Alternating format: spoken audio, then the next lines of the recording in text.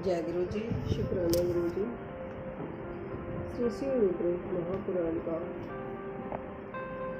7वां अध्याय। ओम नमः शिवाय, सूची सदा सहाय। ओम नमः शिवाय, गुरु जी सदा सहाय। कमल से उत्पन्न लिंग का आविर्भाव। ब्रह्मा जी बोले, हे नारायण देव के सहन करने पर शिव जी की इच्छा से उनकी नाभि में से विशाल कमल की उत्पत्ति हुई, जिनका अनंत योजन का विस्तार और अनंत योजन की ऊंचाई थी। इसके साथ ही सांब अर्थात पार्वती से शिव जी ने मुझे उत्पन्न किया। इस प्रकार मैं हिरण्यगर्भ उस कमल से प्रकट हुआ, जिसके 4 मुख थे। लाल मस्तक पर त्रिपुंड धारण की हुई है। मैंने उस कमल के अतिरिक्त और कुछ भी नहीं देखा। उस समय मुझे कुछ भी ज्ञान नहीं था, जिससे मैंने न तो यह जाना कि मैं कौन हूँ, मुझे किसने उत्पन्न किया है। कुछ ही क्षण पश्चात मुझे बुद्धि प्राप्त हुई। कमल के नीचे मैं अपना कर्ता को ढूंढने लगा। हे मुनि, तब एक एक नाल को पकड़ता हुआ 100 वर्ष तक मैं नीचे को चला, किंतु मैंने वहां भी कमल की जड़ को नहीं पाया। फिर मैं कमल के ऊपर जाने की इच्छा करने लगा। हे मुनि, जब इस नाल के मार्ग द्वारा मैं ऊपर आया तो कमल की कली मिली। मुझे वहां तप करने की मंगलमय वाणी सुनाई पड़ी। इस मनमोहक आकाशवाणी को सुनकर मैं अपने पिता के दर्शन की इच्छा से फिर तप करने लगा और 12 वर्ष तक कठिन तप किया। पश्चात 4 भुजाधारी सुंदर नेत्र वाले भगवान विष्णु प्रकट हुए। वे अपने सब आयुधों से संपन्न, पीताम्बरधारी, मुकुट आदि महान भूषणों से संपन्न थे, जिन पर करोड़ों कामदेव के समान कांति छाई हुई थी। उन्हें मैंने मोहित होकर देखा। सत्य असत्य मैं उन महाभुज नारायण भगवान को देखकर मैं बड़ा प्रसन्न हुआ और शिव की माया से मोहित होकर अपने पिता को न जान कर उनसे बोला कि तुम कौन हो। फिर मैंने अपने हाथ में उस सनातन पुरुष को जगाया, परंतु मेरे तीव्र हाथों द्वारा जगाए जाने पर भी वह क्षण मात्र के लिए ही जागे और मुख से बोले कि तुम निर्भय हो जाओ, मैं तुम्हारी संपूर्ण कामनाओं को पूर्ण करूंगा। हे देवर्षि, तब उन्हें मुस्कुराते हुए विष्णु जी ने ऐसे वचन सुनकर जो गुण से विरोध मान कर मैंने उन जनार्दन से कहा कि हे निष्पाप, क्या तुम नहीं जानते कि मैं सबके संहार का कारण हूँ और तुम शिष्य जैसा मुझ पर शासन करते हो। मैं साक्षात जगत का कर्ता, प्रकृति का प्रवर्तक, सनातन अज ब्रह्मा और विष्णु से उत्पन्न होने वाला विश्व की आत्मा हूँ। वेद मुझे स्वयं सम्राट, परमेष्ठी और श्रेष्ठ कहते हैं। हे नारद, जब मैंने ऐसा कहा तो रमापति भगवान मुझ पर बहुत क्रोध हुए और कहने लगे कि अवश्य तुम लोककर्ता को मैं जानता हूँ, परंतु तुम तो मेरे ही अविनाशी अंश से उत्पन्न हुए हो। क्या अब तुम निर्दोष नारायण जगन्नाथ को भूल गए? निसंदेह तुम मेरे ही नाभि कमल से तो उत्पन्न हुए हो, परंतु इसमें तुम्हारा अपराध भी तो नहीं है, क्योंकि मैंने तुमको अपनी माया से मोहित कर दिया है। हे चतुर्मुख, यह मेरा वचन सत्य है कि सब देवों का ईश्वर मैं ही हूँ। मैं ही सबका कर्ता, भर्ता और व्यापक हूँ। मैं ही अद्वितीय पर ब्रह्मा, पितामह और परातत्व हूँ। यह सब कुछ मुझ में चराचर जगत स्थित है। तुम मेरी शरण आओ, मैं तुम्हारी सब दुखों से रक्षा करूंगा। ब्रह्मा जी कहते हैं कि जब भगवान विष्णु ने ऐसा कहा, तब मैं ब्रह्मा क्रुद्ध होकर ललकार कर उनसे बोला कि तुम कौन हो? बहुत बकवाद न करो, तुम परम ब्रह्मा ईश्वर नहीं हो, तुम्हारा भी कोई करता होगा। शंकर जी की माया ने मुझे मोहित कर दिया था। मैंने हरि से रोमांचकारी युद्ध करना आरंभ कर दिया। तब मेरे और उनके बीच में लिंग प्रकट हुआ। हम दोनों ने उस देव को नमस्कार कर अपना युद्ध बंद किया और प्रार्थना की कि हे महाप्रभु, हे महेशान, आप शीघ्र ही हमें अपने वास्तविक रूप का दर्शन दीजिए। इस प्रकार वे हम दोनों के मन में स्थित हुए और शिव जी को नमस्कार करते हुए हमारा 100 वर्ष का समय व्यतीत हो गया। श्री शिव महापुराण द्वितीय रुद्र संहिता का 7वां अध्याय समाप्त। जय गुरु जी, शुक्राना गुरु जी। ओम नमः शिवाय, शिव जी सदा सहाय। ओम नमः शिवाय, गुरु जी सदा सहाय। जय गुरु जी, शुक्राना गुरु जी। 8वां अध्याय, प्रणव व्याख्या। ओम नमः शिवाय, शिव जी सदा सहाय। ओम नमः शिवाय, गुरु जी सदा सहाय। ब्रह्मा जी बोले, हे मुनि श्रेष्ठ, जब हम दोनों का गर्व दूर हो गया तब सबके प्रभु, दीनों के पालक, गर्व प्रहारी अव्यय शिव जी ने दया कर यह गंभीर वाणी सुनाई कि हे देवताओं, ओम ओम। तब उस महानाद को सुनकर मैंने सोचा कि यह क्या है। उसी समय देवों के आराध्य विष्णु जी ने उस लिंग के दक्षिण भाग में सनातन आदि वर्ण आकार को और उसके उत्तर भाग में ओंकार को देखा।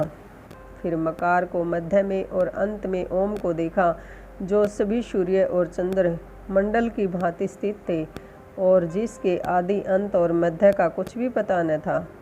सत्य असत्य सत्य आनंद और अमृत स्वरूप को परब्रह्म प्रायण ही दृष्टिगोचर हो रहा था, परंतु यह कहाँ से प्रकट हुआ, इस अग्नि स्पर्श सदृश की हम परीक्षा करें और इसके नीचे की ओर जाकर देखें। हम उस वेद शब्द से अभय वेश वाले विश्व आत्मा का विचार कर ही रहे थे कि उसी समय वहाँ एक परम ऋषि का आविर्भाव हो गया। विष्णु जी ने उस ऋषि से पूछ समझकर एक दूसरे ब्रह्म शरीरी शिव जी का ज्ञान प्राप्त किया, जो कि अचिंतनीय वाणी से अप्राप्त मन का गम्य नहीं और केवल एक अक्षर ओंकार से ही जाना जा सकता है। वही एक अक्षर रूप रित सत्य कर्म कारण परम कारण सत्य आनंद अमृत प्रात पर और पर ब्रह्मा है। उसी एक अक्षर ओमकार से भगवान बीज स्वरूप अंड से उत्पन्न ब्रह्मा जी हैं और उसी एक अक्षर उकार से हरि विष्णु परम कारण है। फिर उसी महार से नील अलोहित महादेव जी हैं, परंतु सबका सृष्टिकर्ता आकार ही है। उकार मोहन करने वाला है और मकार तो नित्य ही अनुग्रह करता है।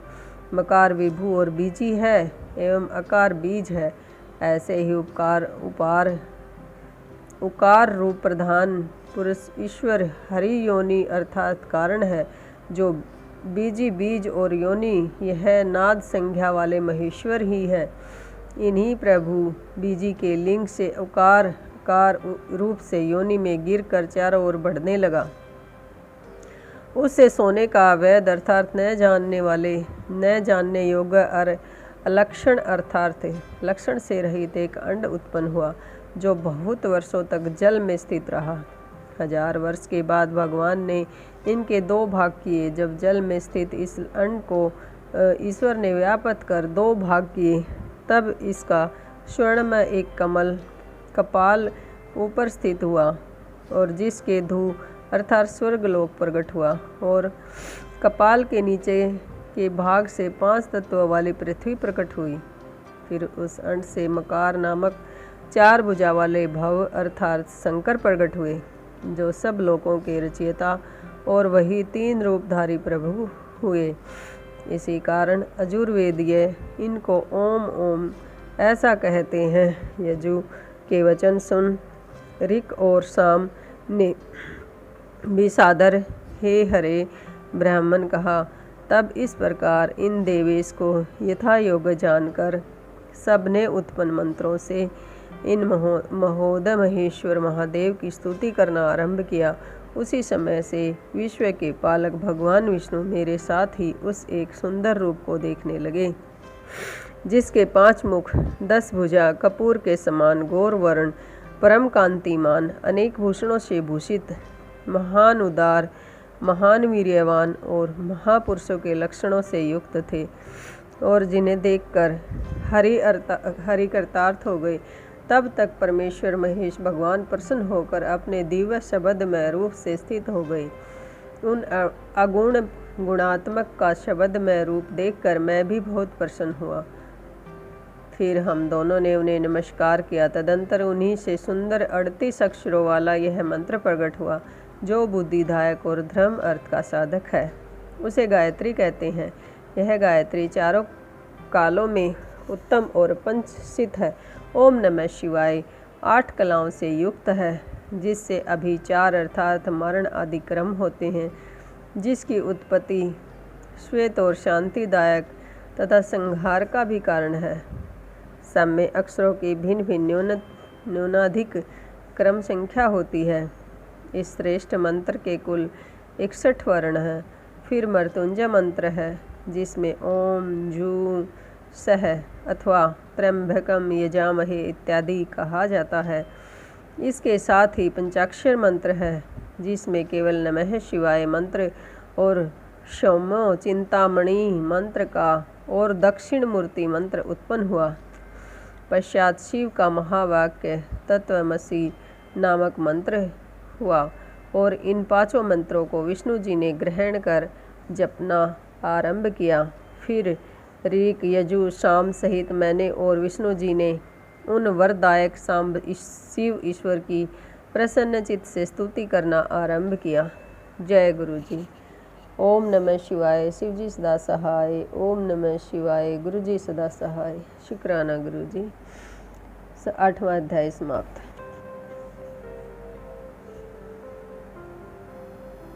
जय गुरु जी। शुक्राना गुरु जी।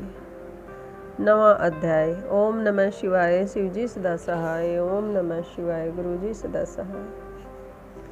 ब्रह्मा जी बोले, विष्णु जी की स्तुति से प्रसन्न हो महादेव महेश्वर प्रकट हो गए और उनके 5 मुख 3 नेत्र थे। उनके ललाट पर चंद्रमा, सिर पर जटा विराजमान थी और जो गोवर्ण विशाल नेत्र, सर्वांग भस्म लपेटे, 10 भुजा वाले, नीलकंठ, सब भूषणों से भूषित, सर्वांग सुंदर, मस्तक पर भस्म का त्रिपुंड लगाए हुए थे। जब मैंने और विष्णु जी ने उन्हें देखा तो सुंदर वाणियों से फिर हमने उनकी स्तुति करना आरंभ कर दिया। तब उन करुणाकर महेश ने अपने श्वास से शिवजी विष्णु जी के लिए वेदों का ज्ञान दे दिया। उसी समय उन परमात्मा ने मुझ पर भी ज्ञान दिया।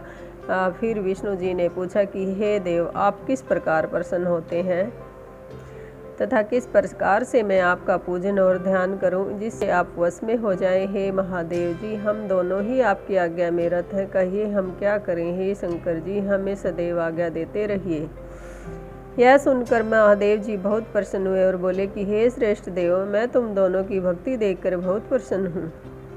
किसी बात की चिंता न करो। मेरा लिंग सदा पूज्य और ध्यान करने योग्य है। इस समय जैसा दिखाई देता हूँ वैसा ही करना योग्य है। जैसे मैं इस समय लिंग रूप से पूजित हुआ और तुम लोगों का दुख दूर हुआ, उसी समय दुखी प्राणी मुझ लिंग के रूप से पूज कर अथवा अपना दुख दूर कर सकते हैं। कैसा भी दुख हो, मेरे लिंग पूजन से नाश हो जाता है। मैं अनेक प्रकार के फलों और सब मनोरथों का देने वाला हूँ। तुम दोनों ही मेरे दाएं बाएं अंग से उत्पन्न हुए हो। ब्रह्मा दाएं से और तुम बाएं से उत्पन्न हुए हो। मैं तुम दोनों पर प्रसन्न हूँ। अब तुम मेरी पार्थिव मूर्ति बनाकर मेरी सेवा करो, इससे तुम्हें सुख प्राप्त होगा। अब मेरी आज्ञा से तुम और ब्रह्मा चराचर जगत का पालन करो। ऐसा कहकर उन प्रभु ने हमें अपनी पूजा का उस शुभ विधान बतलाकर, जिसके द्वारा पूजित होने पर शिवजी अनेक प्रकार के फलों को देते हैं। तब विष्णु जी हाथ जोड़कर शिवजी से बोले, यदि आप हम पर प्रसन्न हैं और वर देना चाहते हैं तो हमें अपनी अटल भक्ति दीजिए। इसी रूप से हम दोनों की सहायता करें। हे देव, अच्छा हुआ कि आपने प्रकट होकर हम दोनों को शांत किया। ऐसा कहकर विष्णु जी हाथ जोड़े और सिर झुकाए खड़े थे। तब शिव जी बोले, हे अवगुण, मैं अवगुण भी हूँ और सगुण भी। इसी से सृष्टि की रक्षा और संहार भी मैं ही करता हूँ, क्योंकि मैं परब्रह्मा निर्विकारी और सच्चिदानंद लक्षणों वाला हूँ। ब्रह्मा, विष्णु और महेश, यह तीनों भेद मेरे ही हैं। तुमने जो मेरी बहुत स्तुति की और युद्ध के समय जो रक्षा के हेतु ब्रह्मा जी ने मेरी स्तुति की, मैं उसे सत्य करूँगा, क्योंकि मैं भक्त वत्सल हूँ। तुम्हारे अंग से जो मेरा रूप प्रकट होगा वह रुद्र कहलाएगा, और मेरा अंग होने से सामर्थ्य में वह न्यून भी न होगा। जो मैं हूँ वह है, और हम दोनों की पूजा में कोई भेद न होगा। मेरा वही शिव रूप जैसा है वैसा ही रुद्र रूप भी होगा। उसमें पूर्वापर का कोई भेद नहीं करना चाहिए। वास्तव में दोनों रूप एक ही हैं। शिव और रुद्र में कभी भी भेद नहीं समझना चाहिए। हाँ, कहीं कार्य में भेद हो सकता है पर कारण में नहीं। यही तो क्या मैं आप ब्रह्मा और रुद्र सब एक ही हैं। इसमें जो भेद मानेगा उसको बंधन होगा। हे ब्राह्मण, अब मैं एक और गुप्त बात कहता हूँ, सुनो। तुम दोनों प्रकृति से उत्पन्न हुए हो, किंतु यह रुद्र प्रकृति से नहीं उत्पन्न हुए हैं। मैं रुद्र रूप से अपनी इच्छा से ही ब्रह्मा की बाहों से उत्पन्न हुआ हूँ, परंतु मैं सनातन शिव स्वरूप मूल भूत सत्य और ज्ञान और अनंत ही हूँ। इन तत्वों को जानकर सर्वदा मन से मेरा ध्यान करना योग्य है। और रुद्र में प्रकृति का तामस गुण जानना चाहिए, क्योंकि वह वैकारिक है, परंतु वास्तव में वह तामस नहीं है। अतएव हे ब्राह्मण, अब तुमको यह करना चाहिए कि तुम सृष्टि के कर्ता बनो, हरि भगवान सृष्टि के पालक बने, और यह जो मेरा अंश रुद्र का है वह लय होने वाला होगा, और यह जो उमा नाम वाली परमेश्वरी प्रकृति देवी है, इसी की शक्ति वाग देवी अर्थात सरस्वती ब्रह्मा की अर्धांगिनी होगी, और जो दूसरी शक्ति प्रकृति से उत्पन्न होगी वह लक्ष्मी रूप से सर्वदा विष्णु जी के आश्रय में रहेगी, और वह वही कभी काली नाम से मेरे अंश को प्राप्त होगी, जो कार्य सिद्धि के लिए यह ज्योति से प्रकट होगी। और इन दोनों देवियाँ परम मंगलमय शक्तियाँ कहलाएंगी, जिनका कार्य होगा क्रमशः सृष्टि, स्थिति और संहार। हे विष्णु, तुम मेरी इस मंगलमय प्रकृति के अंश रूपी लक्ष्मी को ग्रहण कर सारे कार्य करो। हे ब्रह्मा, तुम वाणी देवी को ग्रहण कर मेरी आज्ञा से सृष्टि का कार्य करो, और जो मेरी प्रिया काली है इसका आश्रय कर मैं रुद्र रूप में प्रलय के कार्य करूँगा, जिसमें चारों वर्ण वाले लोक की रचना होगी। इसके अतिरिक्त तुम और भी नाना प्रकार के कार्य को करके सुख को प्राप्त करो, जिसमें ज्ञान विज्ञान से युक्त लोकों का हित होवे। मेरे हृदय में विष्णु और विष्णु के हृदय में मैं स्थित हूँ। जो मुझ में और विष्णु जी में अंतर नहीं जानता वही मेरा सच्चा भगत है। जय गुरु जी। शुक्राना गुरु जी। ओम नमः शिवाय। शिव जी सदा सहाय। ओम नमः शिवाय। गुरु जी सदा सहाय। नवा अध्याय समाप्त।